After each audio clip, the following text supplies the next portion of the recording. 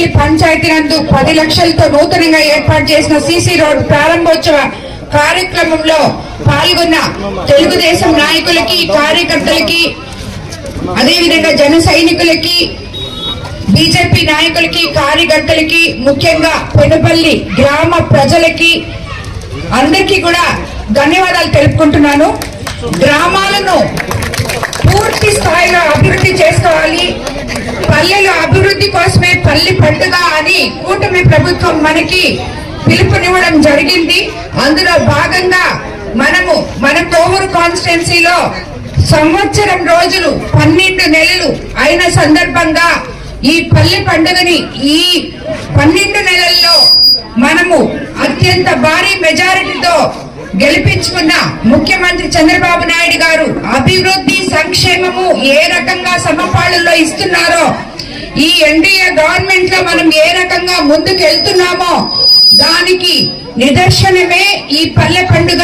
నిన్నటి నుంచి మనం కోవూరు కాన్స్టిట్యున్సీలో చేసుకోవడం జరిగింది. నిన్న ఇందుకూరుపేట మండలంలో పల్లె పండుగ జరగడం జరిగింది. అదే విధంగా ఈ రోజు విడవలూరు, కొడవలూరు, కోవూరు, ఆకురాన, బుచ్చిరెడ్డిపాలెం మండలంలో ఈ పల్లె పండుగని పూర్తి స్థాయిలో ఇక్కడి వరకు చేసుకొని పూర్తిగా శ్రీకారం చుట్టడం జరిగింది.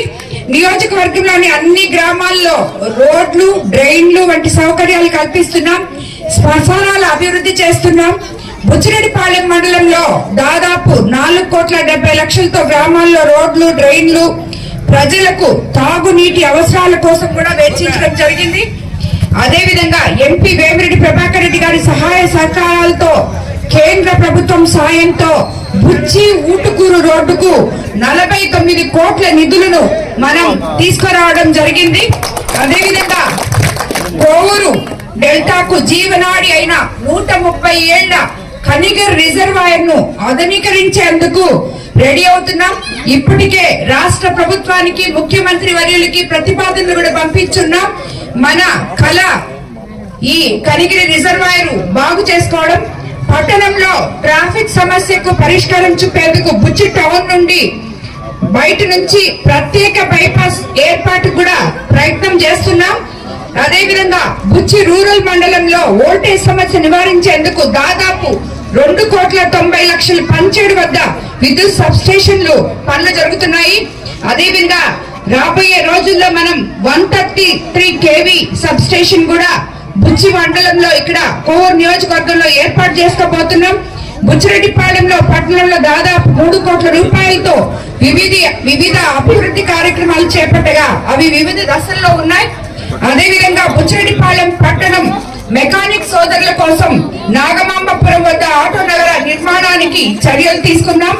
దాతలను ప్రోత్సహించి బుచ్చిపట్నంలో మనము ఇప్పుడు మన ముఖ్యమంత్రి గారు చంద్రబాబు నాయుడు గారు ఏదైతే చెప్తున్నారో P4 విధానము అనేది మనం ఆల్రెడీ మన కోవూరు కాన్స్టిట్యున్సీలో దాన్ని అమలు పరుస్తున్నాం. ఈ P4 విధానంలోనే ఎన్నో సంవత్సరాల నుంచి మార్కెట్ లేకుండా అల్లాడుతున్న కోవూరు కాన్స్టిట్యున్సీలో బుచ్చి ప్రజలకి మనము దాతల ద్వారా 62 రూమ్లతో కొత్త మార్కెట్ నిర్మించుకున్నాం. దాని వల్ల ఎంతో మందికి లబ్ధి చేకూరుతుందని చెప్పి కూడా మనము తెలుసుకుంటున్నాం. ఈ రకంగా మనము కోవూరు ఈ రోజు బుచ్చి మండలంలో ఇది చేసుకోవడం జరిగింది. మనము కోవూరు కాన్స్టిట్యున్సీలో ఎంతో అద్భుతంగా పల్లె పండుగని నిర్వహించుకోగలిగాము. ప్రజలందరూ కూడా దీన్ని అర్థం చేసుకొని చంద్రబాబు నాయుడు గారి అధికారం మీద నమ్మకంతో ఇప్పుడు జరిగింది సంవత్సరం మాత్రమే, జరగాల్సింది 4 సంవత్సరాలుంది. చంద్రబాబు నాయుడు గారు ప్రతి నాయకుడిని 1వ తేదంతా పెన్షన్ ఇచ్చి ప్రతి గ్రామానికి ఒక్కొక్కసారి ఒక్కొక్క గ్రామానికి వెళ్ళి ప్రజలతో కలిసి, ప్రజలలో ఉండి, ప్రజలతో మెలిగి వాళ్ళ సమస్యల్ని తెలుసుకొని తీర్చమని చెప్తున్నారు. సో అదే విధంగా మేము కూడా పనిచేస్తున్నాం.